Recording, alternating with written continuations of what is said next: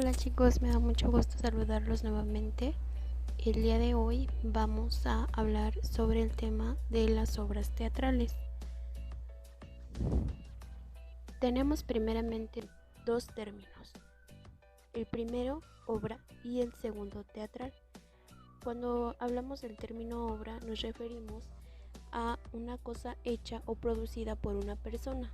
Puede tratarse de un producto material o intelectual.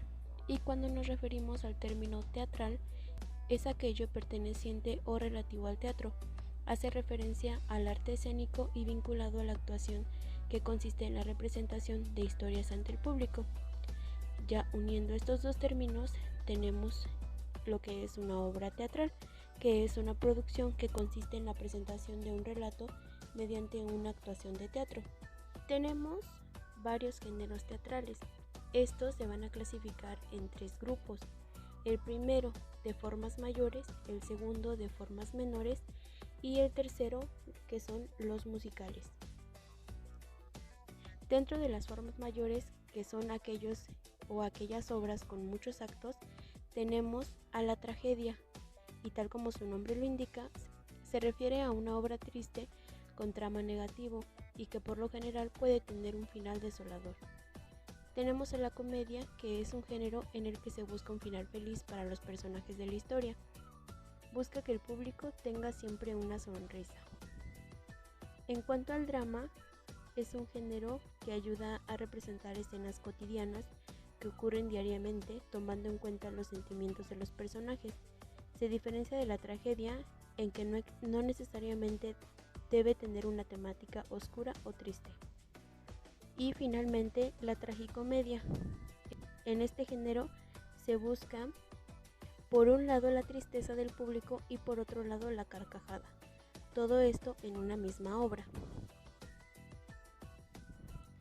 En cuanto a las formas menores, que son aquellas piezas teatrales de menor tamaño, tenemos al entremés. Estas suelen ser obras cómicas con un tono divertido que busca la risa fácil. También tenemos el paso, que son mucho más cortos que los entremeses y suelen tener también un toque humorístico. Esto se utiliza en lenguaje directo y el asunto a tratar es muy sencillo. En esta clasificación también se tiene el monólogo.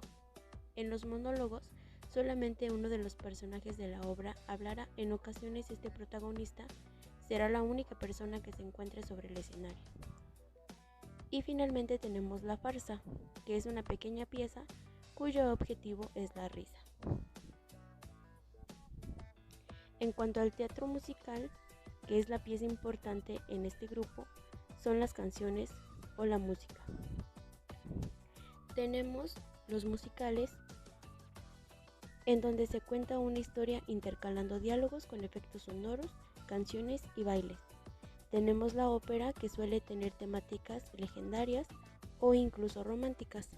Tenemos la zarzuela, que suelen ser similares a los musicales, aunque la mayoría de los casos no existe una gran coreografía, suele tener un tono más dramático.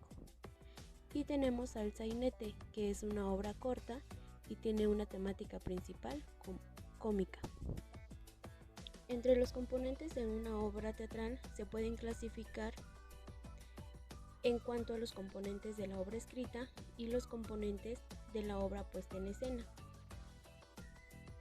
En la obra escrita tenemos los diálogos.